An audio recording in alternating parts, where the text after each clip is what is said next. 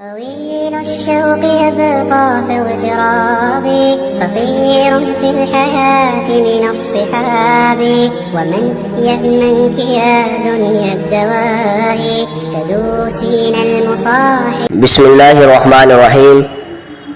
صرف 5 منٹ کا مدرسہ قرآن و حدیث کی روشنی میں 10 صفر المظفر. نمبر 1 اسلامی تاریخ. حضرت موسیٰ علیہ السلام کی پیدائش. حضرت موسیٰ علیہ السلام بنی اسرائیل کے جلیل القدر نبی ہیں. قرآن کریم میں 136 مرتبہ ان کا ذکر آیا ہے. اللہ تعالیٰ نے انہیں ہم کلامی کا شرف بھی عطا فرمایا ہے. ان کے والد کا نام عمران تھا. وہ 15ویں یا 16ویں صدی قبل مسیح میں پیدا ہوئے. پیدائش کے بعد ان کے والدہ نے اللہ کے حکم سے انہیں ایک صندوق میں رکھ کر دریا میں بہا دیا. صندوق بہتا ہوا فرعون کے محل تک جا پہنچا. فرعون اور اس کی بیوی آسیہ نے صندوق نکلوایا. اللہ تعالیٰ نے اس معصوم بچے کی محبت آسیہ کے دل میں ڈال دی اور فرعون کو اس کی تربیت و پرورش کرنے اور بیٹا بنانے پر مجبور کر دیا. اس طرح غیبی طور پر ایک شہزادہ کی طرح شاہی محل میں حضرت موسیٰ علیہ السلام کی پرورش ہوئی.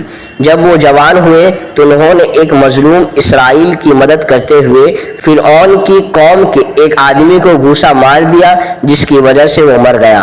حضرت موسیٰ علیہ السلام اپنی جان کے خوف سے مصر چھوڑ کر مدین چلے گئے اور وہاں حضرت شعیب علیہ السلام سے ملاقات ہوئی تو انہوں نے حضرت موسیٰ علیہ السلام کی امانت داری کو دیکھ کر اپنی بیٹی صفورہ سے نکاح کر دیا. جب وہ اپنے اہل خانہ کو لے کر مدین سے مصر روانہ ہوئے تو راستے میں اللہ تعالیٰ نے گوہ طور پر نبوت سے سرفراز فرمایا. پھر مصر پہنچ کر وہ بنی اسرائیل کی اصلاح اور فرعون کو دعوت حق دینے میں مشغول ہو گئے.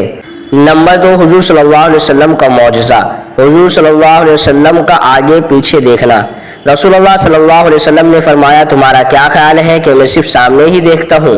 باخدا تمہارا خشوع و خضوع اور رکوع مجھ پر پوشیدہ نہیں ہے.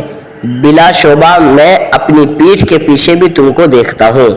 نمبر 3 ایک فرض کے بارے میں. ہمیشہ سچ بولو. رسول اللہ صلی اللہ علیہ وسلم نے فرمایا تم سچائی کو لازمی پکڑو اور ہمیشہ سچ بولو کیونکہ سچ بولنا نیکی کے راستے پر ڈال دیتا ہے اور نیکی جنت تک پہنچا دیتی ہے.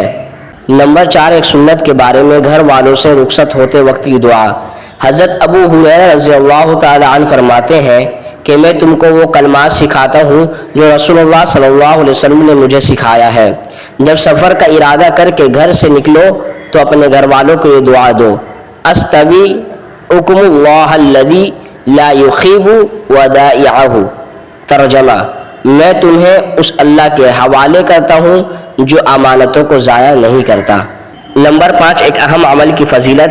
قرآن شریف پڑھنے کی کوشش کرنا.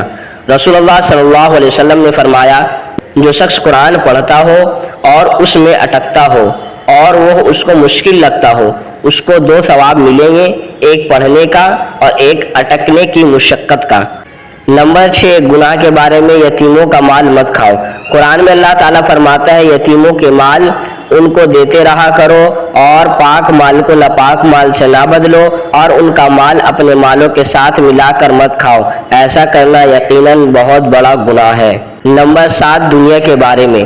صرف دنیا کی نعمتیں مت مانگو. قرآن میں اللہ تعالیٰ فرماتا ہے جو شخص اپنے اعمال کے بدلے میں صرف دنیا کے انعام کی خواہش رکھتا ہے تو یہ اس کی نادانی ہے کہ اسے معلوم نہیں کہ اللہ تعالیٰ کے یہاں دنیا اور آخرت دونوں کا انعام موجود ہے. لہٰذا اللہ سے دنیا اور آخرت دونوں کی نعمتیں مانگو. اللہ تمہاری دعاؤں کو سنتا اور تمہاری نیتوں کو دیکھتا ہے. نمبر 8 آخرت کے بارے میں. دوزخ کے لباس کی گرمی. حضرت عمر رضی اللہ تعالیٰ عنہ فرماتے ہیں کہ حضرت جبرائیل علیہ السلام نے رسول اللہ صلی اللہ علیہ وسلم سے عرض کیا مجھے اس ذات کی قسم جس نے آپ کو حق بات دے کر مبعوث فرمایا ہے اگر دوزخ کے کپڑوں میں سے کسی کپڑے کو آسمان اور زمین کے درمیان لٹکا دیا جائے تو زمین پر رہنے والے سب جاندار گرمی سے ہلاک ہو جائیں گے. نمبر 9 طب نبوی سے علاج. پھوڑے پھنسی کا علاج. آپ صلی اللہ علیہ وسلم کی بیویوں میں سے ایک بیوی بیان فرماتی ہے کہ ایک دن رسول اللہ صلی اللہ علیہ وسلم میرے پاس تشریف لائے اور دریافت فرمایا کیا تمہارے پاس زریرہ ہے؟ میں نے کہا ہاں. تو آپ صلی اللہ علیہ وسلم نے اسے منگوایا اور اپنے پیر کے انگلیوں کے درمیان جو پھنسی تھی اس پر رکھ کر یہ دعا فرمائی: اللہم مصفی الکبیری و مکبر الصغیر اطفیہا عنی۔ ترجمہ: اے بڑے کو چھوٹا اور چھوٹے کو بڑا کرنے والے اللہ، اس زخم کو ختم کر دے، چنانچہ وہ پھنسی اچھی ہو گئی۔ نمبر 10، نبی صلی اللہ علیہ وسلم کی نصیحت۔